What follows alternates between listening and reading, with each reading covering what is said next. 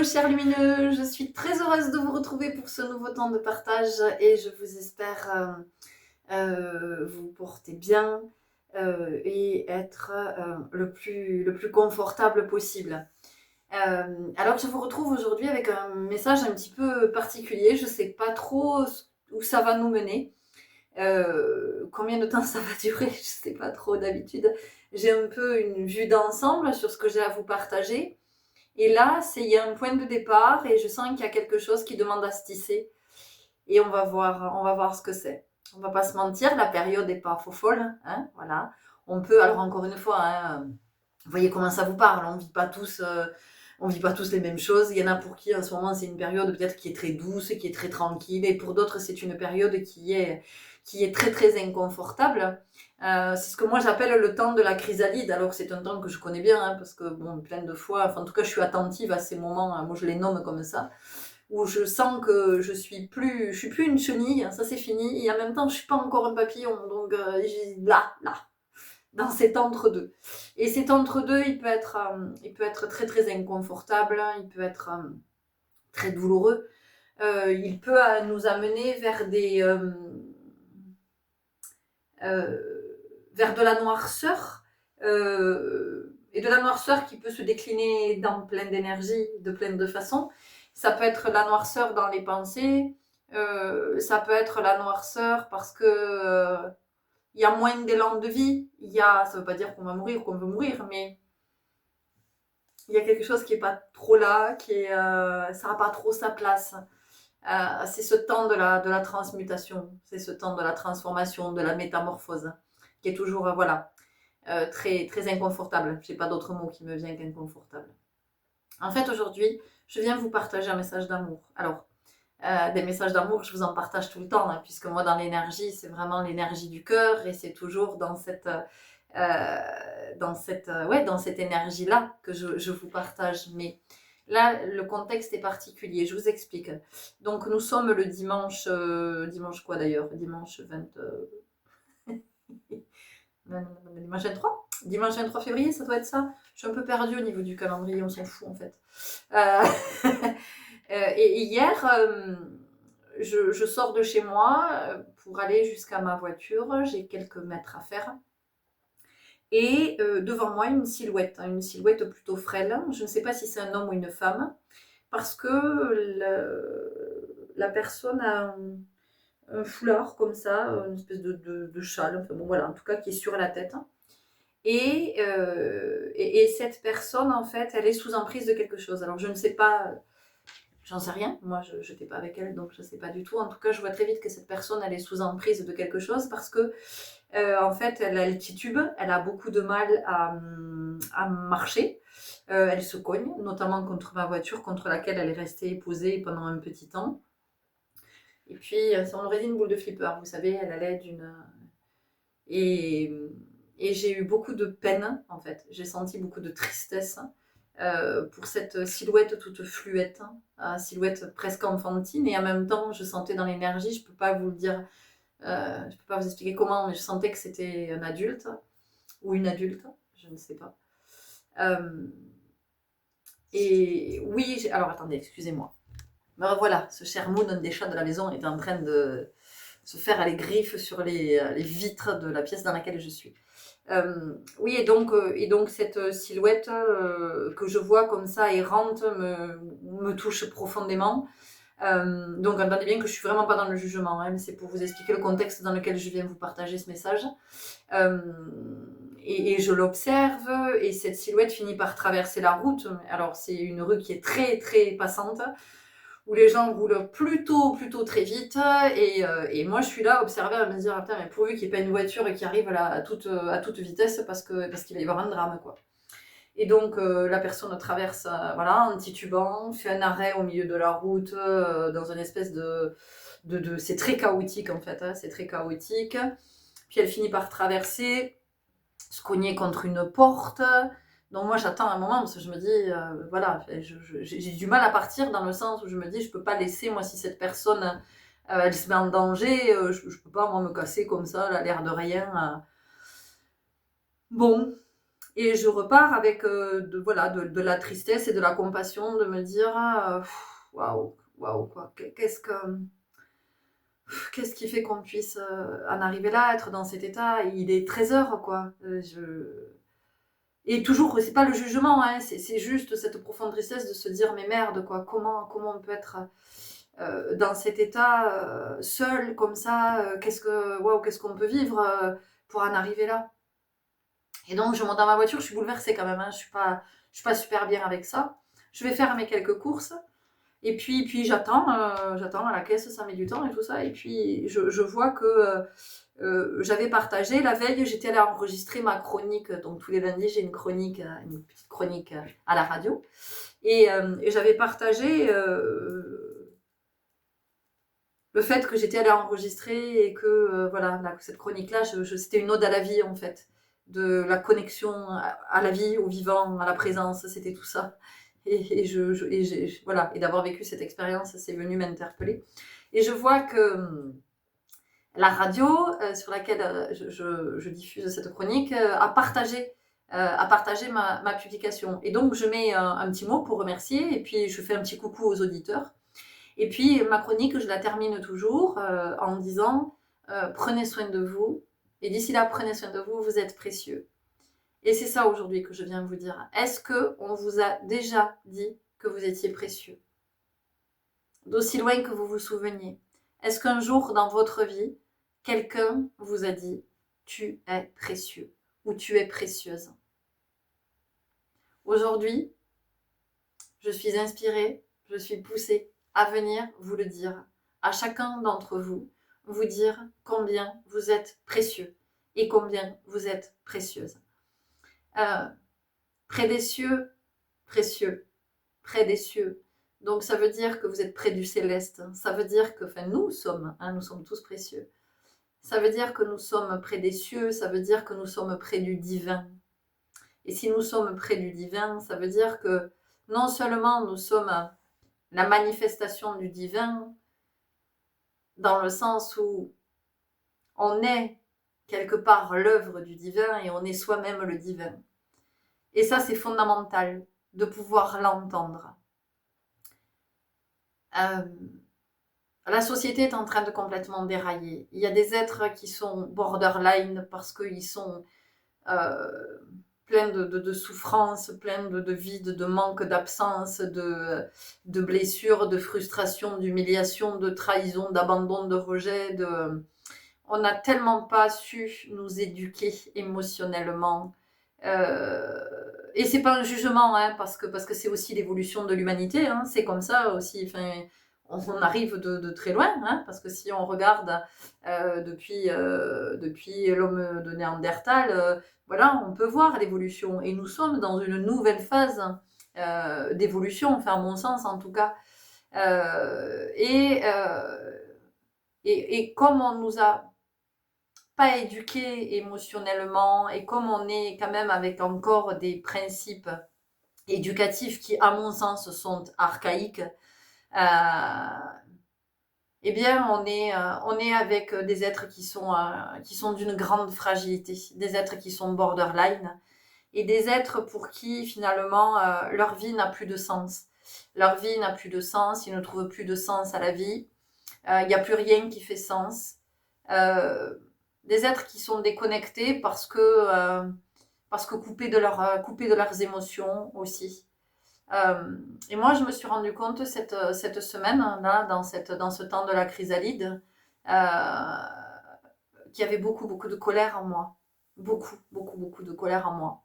Et j'ai vu combien c'était important de pouvoir se dire qu'on était en colère, de pas renier cette colère en fait, de pas se raconter que, parce que je crois qu'on confond beaucoup cette notion de lumière. Vous voyez, aujourd'hui on veut être dans la lumière, mais qu'est-ce que ça veut dire être dans la lumière? Moi je crois qu'il y a une espèce de confusion ici à cet endroit.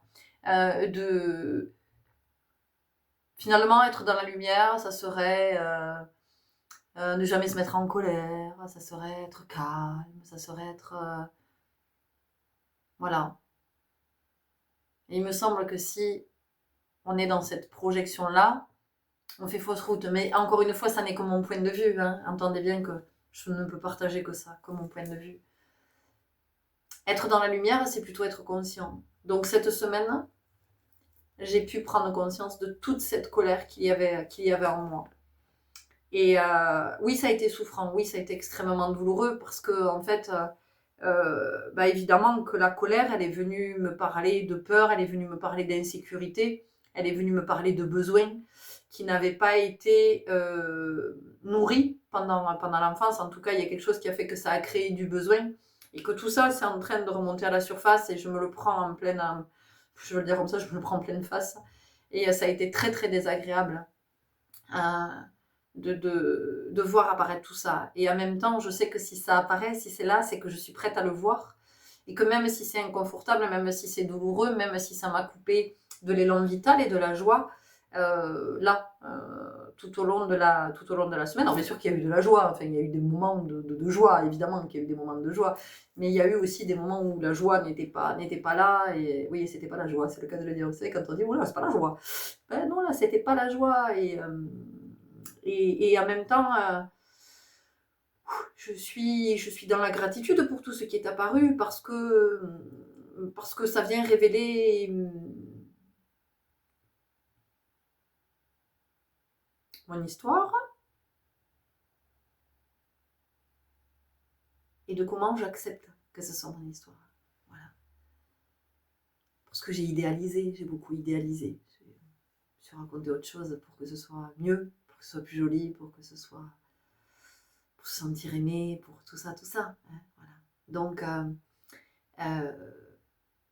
c'est important d'observer toutes les émotions, évidemment, mais surtout la colère, parce que nous vivons un moment où j'ai un peu de mal à dire l'humanité, parce que je sens bien que nous n'y sommes pas encore à l'humanité. C'est ce vers quoi on va, on est en chemin vers l'humanité.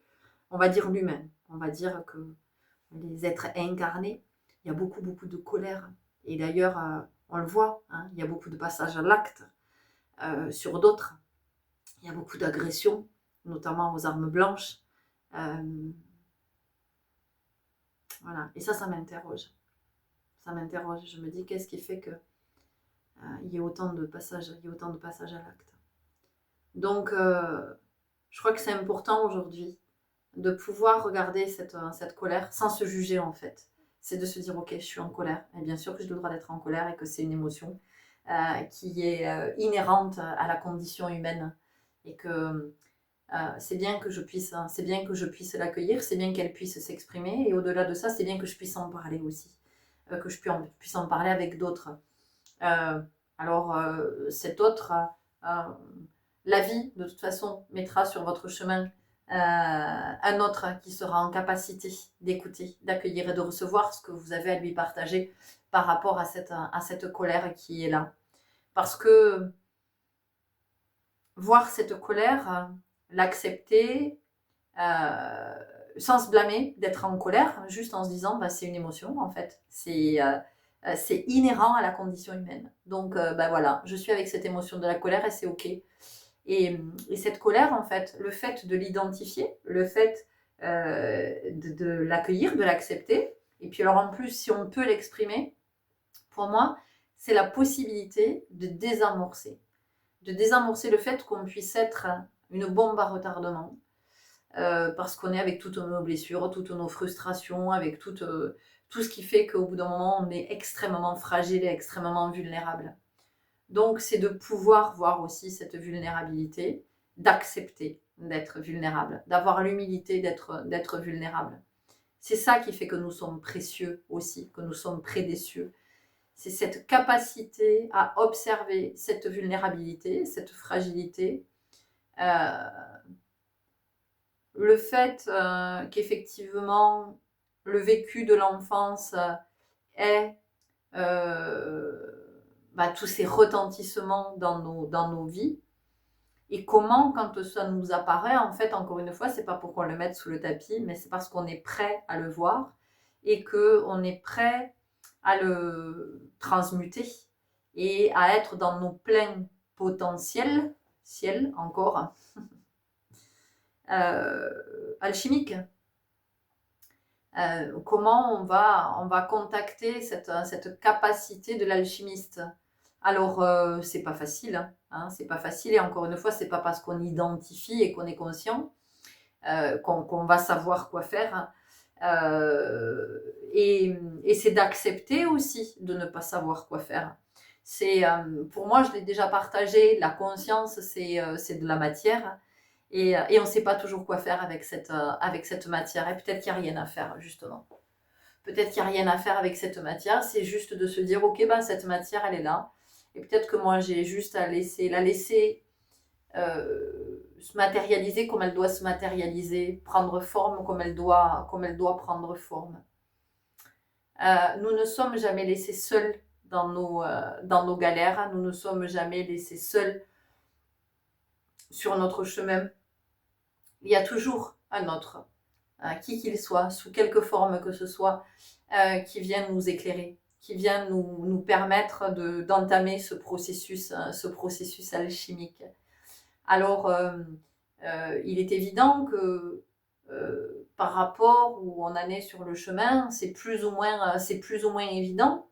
Et encore une fois, ça ne veut pas dire qu'il y a des êtres qui sont supérieurs à d'autres, qu'il y en a qui ont tout compris, qu'il y en a qui comprennent rien, qu'il y en a qui sont stupides quand d'autres sont super intelligents. C'est pas ça, c'est que ça va encore une fois dépendre de l'incarnation que l'on a choisie, et ça va aussi dépendre de l'avancée sur le chemin.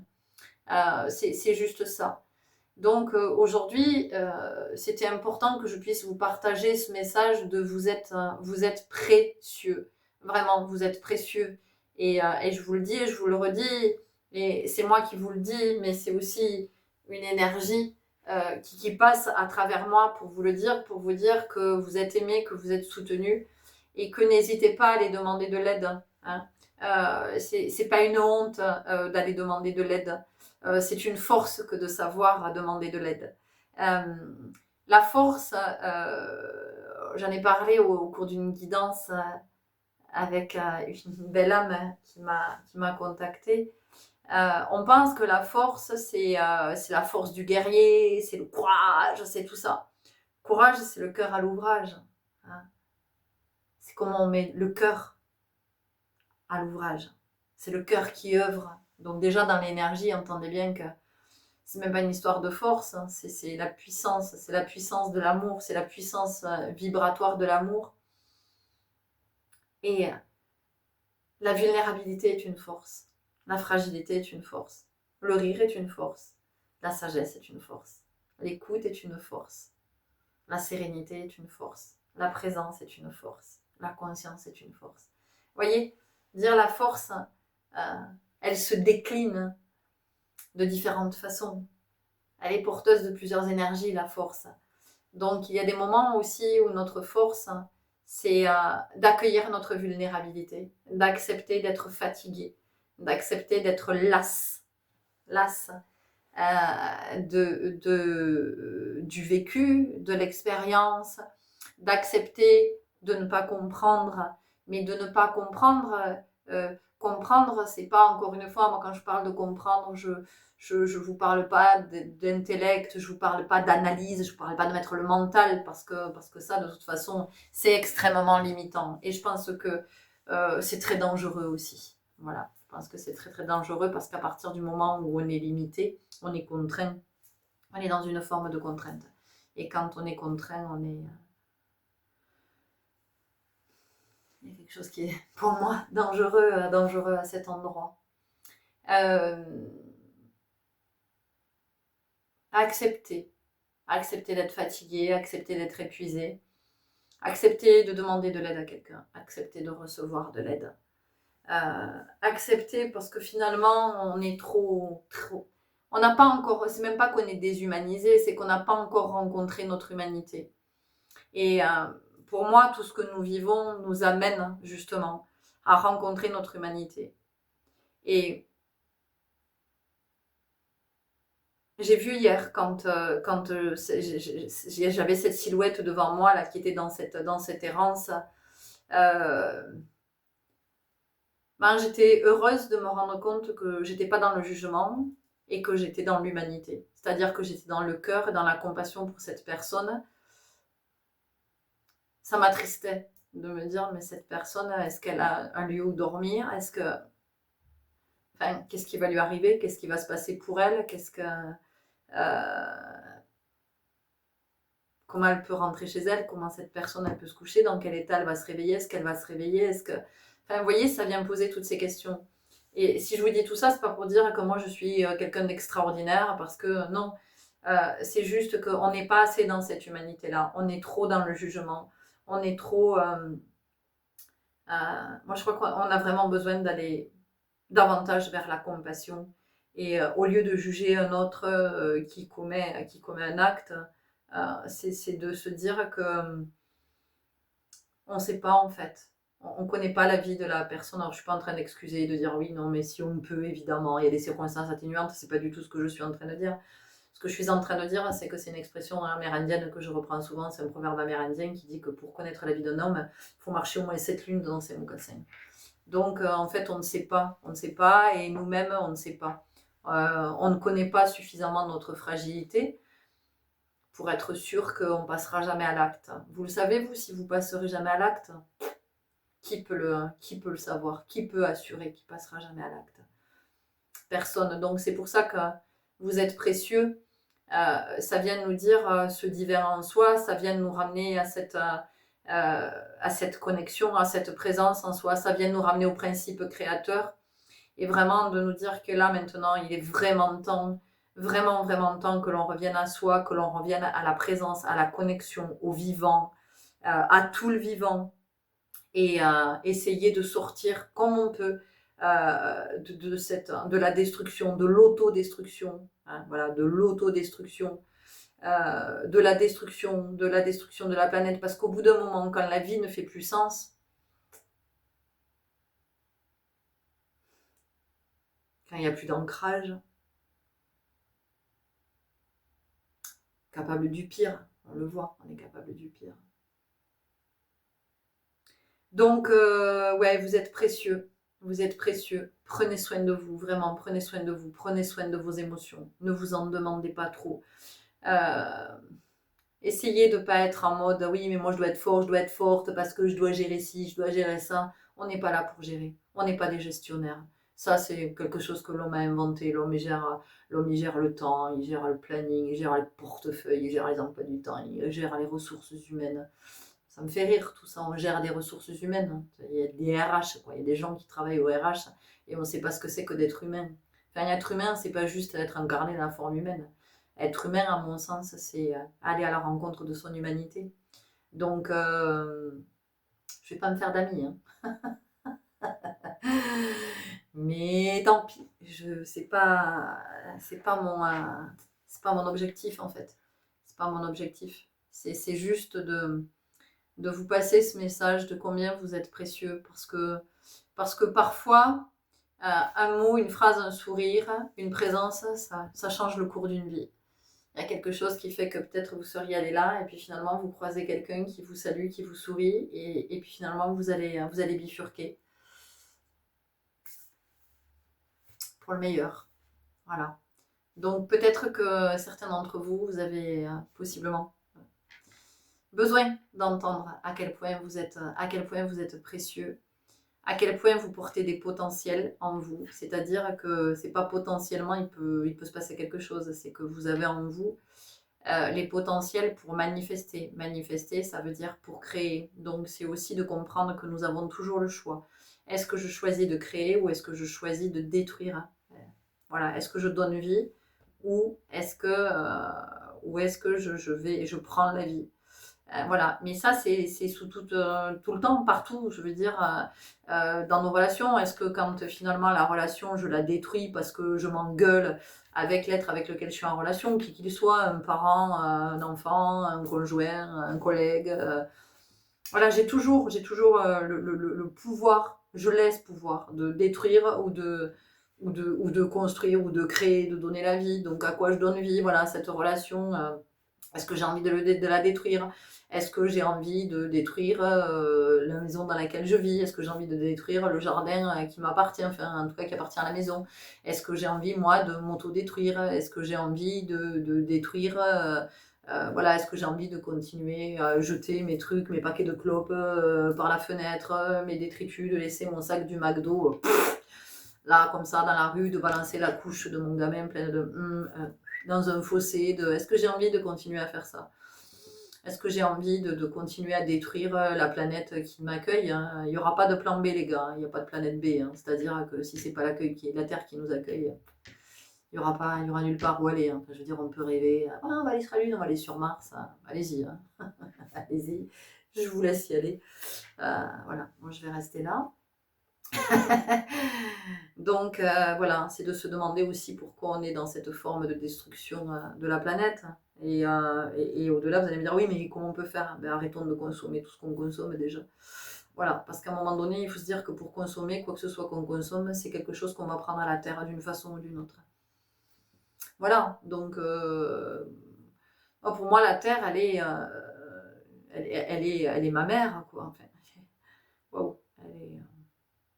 J'ai pas envie de lui faire du mal. Enfin, vous avez envie de faire du mal à votre mère, à vous? Vous avez envie de piller votre mère? Vous avez envie de tout lui prendre? Vous avez envie de détruire votre mère? Vous avez envie... Je sais pas, je crois que c'est une interrogation qu'on peut avoir. Et c'est aussi en ça que nous sommes précieux, près des cieux. Voilà, que nous avons... Je crois qu'il y a une reconnexion au divin. Enfin, c'est pas je crois, c'est... Je fais que vous le répéter, mais parce que c'est ce qu'on n'arrête pas de me répéter dans les oreilles. C'est que... C'est revenir à la présence, revenir à la vie, revenir à l'existant, revenir à l'essentiel, revenir dans nos corps. Voilà, revenez dans votre corps, revenez dans votre corps. Dansez. Dansez, dansez, dansez, dansez, dansez, dansez, dansez. Dansez, revenez dans le corps, reconnectez-vous, soyez dans le mouvement.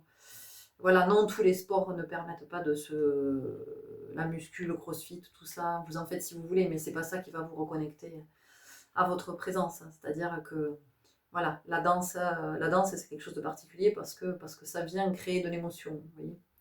Et ça vient reconnecter avec l'âme, parce que le corps ne ment pas. Quand je suis dans une activité, alors notamment la danse, moi je parle surtout de danse libre, hein, de danse intuitive, c'est-à-dire qu'il n'est pas question de savoir danser, de faire des copier-coller et tout ça, c'est-à-dire qu'on n'y met pas le mental, on laisse le corps s'exprimer.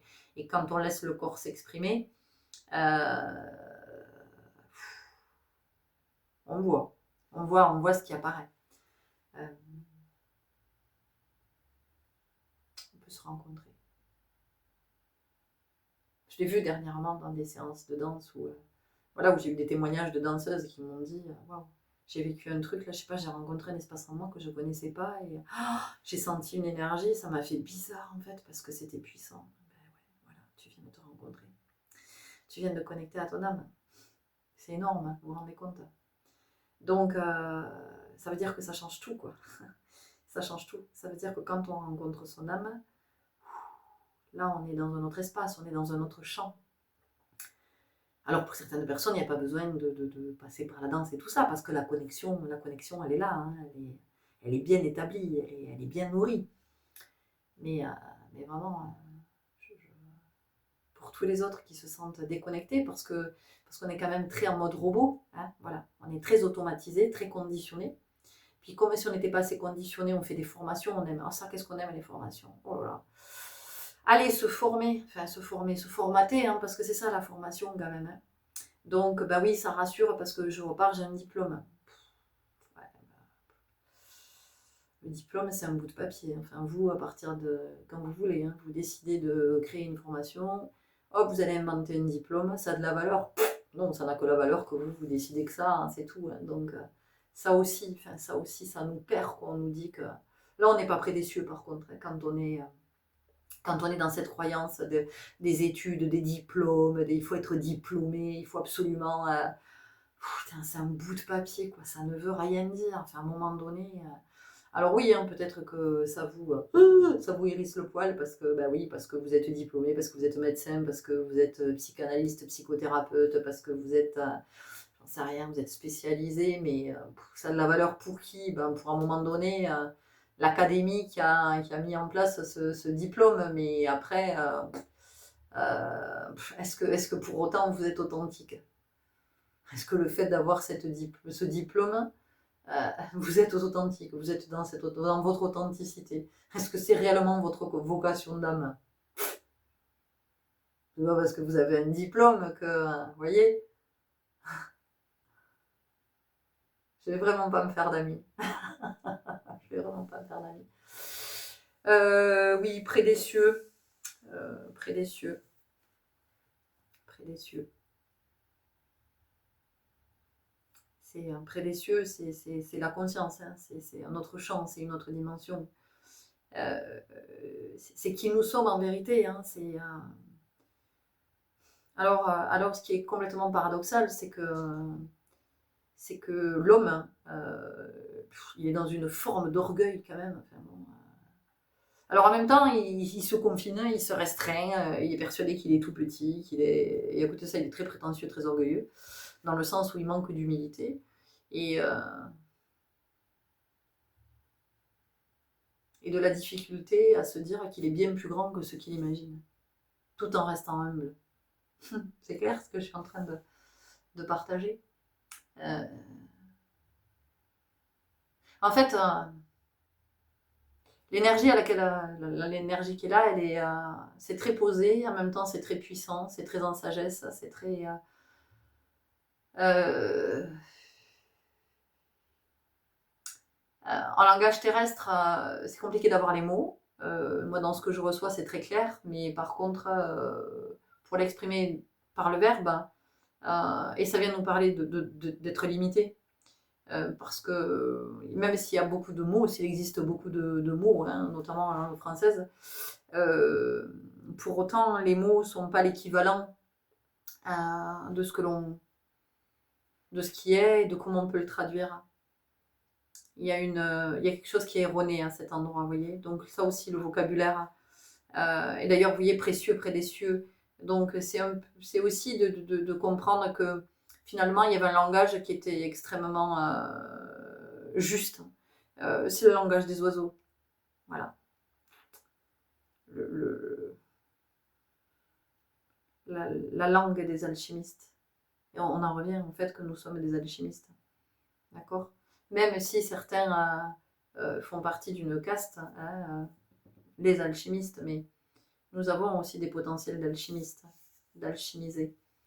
Et, et la vie aujourd'hui m'enseigne que les relations sont alchimiques. Alors certaines, hein, beaucoup plus que d'autres, mais dans le sens où nous vivons la relation euh, sur le plan de l'ego.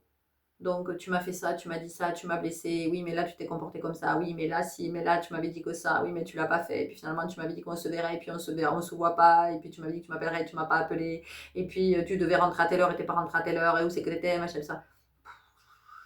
Et nos gamins, comment on leur parle et tout ça, enfin bon. Et là, si vous voulez, là c'est l'ego, et donc là il se passe rien, quoi. Concrètement il se passe rien, on est toujours dans le même bourbier, on est toujours, et on continue, on continue, on continue, et on est très déconnecté de la présence et de la conscience. Donc, et c'est pas une critique, c'est pas un reproche, hein, c'est juste un constat, une observation, et de comment on peut éclairer aussi, comment on peut justement mettre de la conscience à cet endroit. La relation, elle est alchimique dans le sens où on commence à s'observer dans la relation. De tiens, qu'est-ce qui me met en difficulté là dans la relation? Qu'est-ce qui me met en insécurité? Qu'est-ce qui me renvoie vers telle pensée? Qu'est-ce qui me renvoie vers telle croyance? Pourquoi je me raconte ça dans la relation? Pourquoi je me comporte comme ça? Pourquoi? Mais pas pourquoi là. C'est à quoi je le relie. C'est en lien avec quoi que j'ai vécu. Et donc, plus on est à cet endroit, plus on est dans l'existant. Et plus on est ancré. Plus on est ancré, plus on est lucide, moins on est dangereux. Pour soi et pour les autres. Ce matin, j'ai assisté à une scène, entendez bien que ce n'est pas du jugement. Et c'est facile quand on observe, qu'on n'est pas concerné par la situation.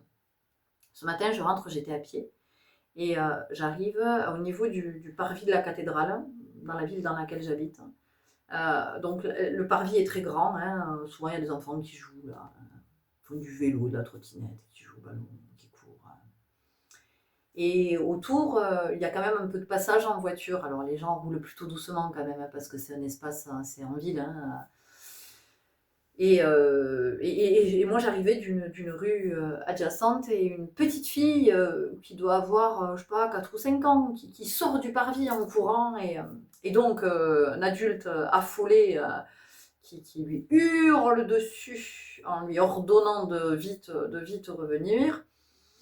Et donc la petite fille est saisie, s'arrête au milieu de la route, évidemment. Voilà. Une voiture arrivait, mais elle arrivait très doucement et donc a vu ce qui se passait, donc tout allait bien. Donc la petite fille saisie, s'arrête au milieu de la route, l'adulte vient la chercher, voilà, elle secoue, et cet adulte lui hurle dessus, littéralement. Et, et moi, putain, là, dans le cœur, ça fait comme ça. Et je me dis, waouh, putain, qu'est-ce qui fait que quand on est adulte, on ne puisse pas dire à un enfant, j'ai eu tellement peur qu'il t'arrive quelque chose. J'ai eu tellement peur, tu vois, il y a des voitures qui circulent et qu'une voiture ne te voit pas et arrive trop vite. Et donc cette petite fille, elle se faisait hurler dessus, mais je ne juge pas la personne, je la juge vraiment pas parce que je sentais toute la panique. C'est défendu, tu m'entends, c'est défendu de faire ça. Et la petite, elle la regardait, elle était comme ça, parce que la petite, elle n'a pas compris ce qui se passait, elle. Et au bout d'un moment, cette dame se calme et dit, c'est dangereux, regarde les voitures et tout ça. Et je me dis, waouh, mais les adultes, on a tellement de chemin à faire, parce que vous vous rendez compte qu'on a la responsabilité d'éduquer ces enfants, enfin qui sont enfants pour le moment. On a la responsabilité de les éduquer. Donc, qu'est-ce qui fait que quand on arrive quelque part, on ne puisse pas dire à un enfant, peut-être que ça a été fait, j'en sais rien. Mais qu'est-ce qui fait qu'on ne puisse pas dire à un enfant, regarde, tu vois, ici, c'est tout l'espace où tu peux jouer. Ici, tu es en sécurité, il n'y a pas de voiture, il n'y a pas de... Là, tu peux courir autant que tu veux, tu peux t'amuser, tu peux monter les marches, les descendre, tu peux... Mais par contre, tu restes à cet endroit. Parce que tu vois, regarde, à l'extérieur, il y a des voitures. Les voitures, les personnes au volant ne sont pas toujours attentifs. Ils ne regardent pas toujours. Donc, il peut arriver quelque chose, ça peut être dangereux. Mais par contre, ici, c'est sans danger, tu peux courir, tu peux jouer. Peut-être que ça avait été fait. Parce que je me dis, mais moi, cette petite fille, qu'est-ce qu'elle va retenir de ça? Ben, cette petite fille, elle va retenir que de courir, que de jouer, potentiellement, c'est dangereux. Vous voyez? Ensuite, dans le mécanisme, ah ben oui, mais j'ai pas le droit de m'amuser, j'ai pas le droit de courir, parce que c'est dangereux. Comment elle peut construire sa vie? Et c'est un exemple. Elle va me dire, c'est une supposition, possiblement. En tout cas, c'est un possible mécanisme qui peut se mettre en place. Et qu'est-ce qui fait que l'adulte puisse pas sereinement courir après l'enfant, effectivement, et lui dire ah, j'ai eu peur. Tu sais, regarde, il y a des voitures qui passent, voyez. Et moi, je crois que c'est tout le travail, vraiment, c'est tout l'œuvre que les adultes nous avons. C'est là que nous avons à être, ce me semble, pour éviter que plus tard puisse y avoir des adultes borderline. C'est-à-dire que si j'explique à un enfant que j'ai eu peur qu'il lui arrive quelque chose, eh ben, je lui explique que la peur, c'est une émotion. Et que cette émotion, elle m'a submergée. Parce que ce matin, qu'est-ce qui s'est passé? La dame a eu peur, donc la dame s'est mise en colère. Voyez. Et je ne juge pas. Je sais que si j'ai eu à le voir, c'est que j'avais besoin de le voir aussi. Parce que ça me renvoie à mes propres mécanismes dans d'autres situations, dans d'autres espaces, dans d'autres expériences que je vis ou que j'ai pu vivre. D'accord? C'est pas pour vous dire, moi je suis le Dalai Lama, moi je suis très zen, moi à la place de cette dame, j'aurais fait ça. Non, c'est juste que j'ai pu observer. Et que souvent, je me retrouve dans des situations comme ça, c'est comme si on me disait, tiens, regarde ce qui est en train de se passer, qu'est-ce que tu vois? Vous voyez? Mais qu'est-ce que tu vois aussi de tes possibles mécanismes, de tes comportements et de l'émotion, hein, et de l'émotionnel. Et vraiment, on a cette capacité. Hein, vous êtes précieux, c'est ça aussi. Ça veut dire que nous avons cette capacité de nous rééduquer. Nous n'avons pas été éduqués et c'est ok, c'est comme ça, c'est l'évolution. C'est l'évolution de l'espèce humaine. Voilà, on va aller de plus en plus, je l'espère en tout cas, vers cette éducation juste. Et donc, c'est juste de se dire, ok, nous, on n'a pas été éduqués, mais est-ce qu'on ne peut pas se rééduquer? Bien sûr que si, on a la possibilité. Oui, on a la possibilité. Oui, on a les potentiels. La seule chose qui va être finalement différente de l'un à l'autre, c'est si je fais le choix ou si je ne fais pas le choix. Voilà. Je fais le choix de me rééduquer. Ah bah oui, c'est de l'œuvre à soi, c'est constant.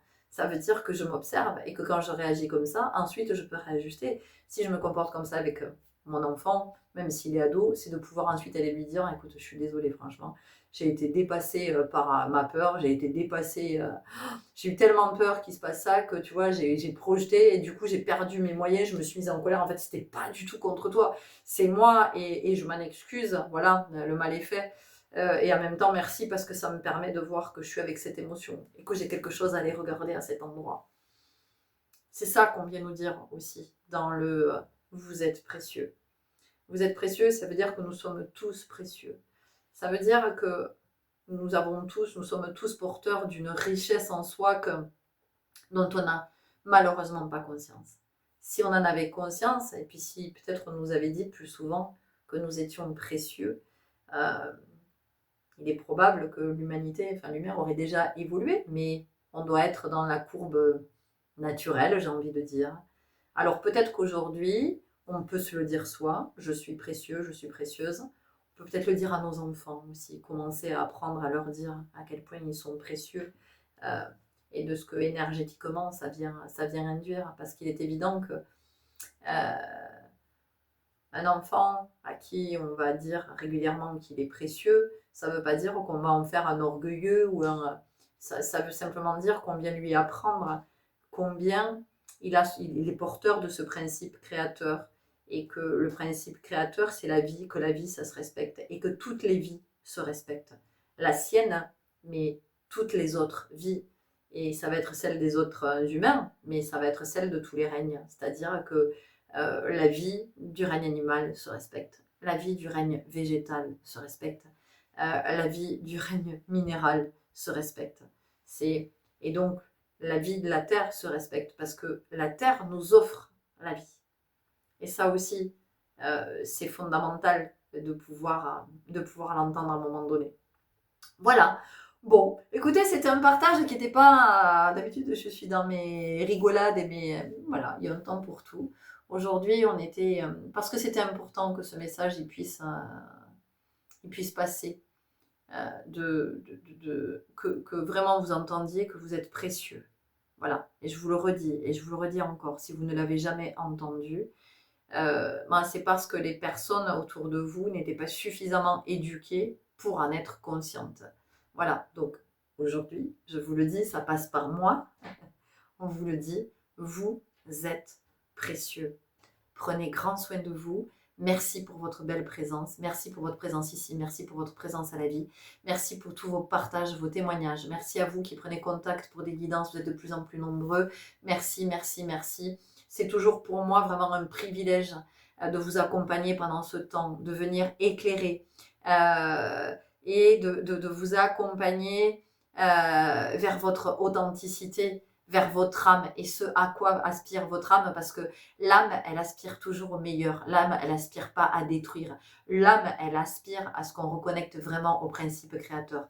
Donc, merci, merci, merci. Bienvenue à vous qui nous rejoignez. Merci pour vos abonnements, vos likes, toutes vos interactions, ou peut-être que vous partagez à d'autres si vous sentez que d'autres ont besoin d'entendre ces messages. En tout cas, je vous le redis, prenez grand soin de vous. Vous êtes précieux. Au revoir.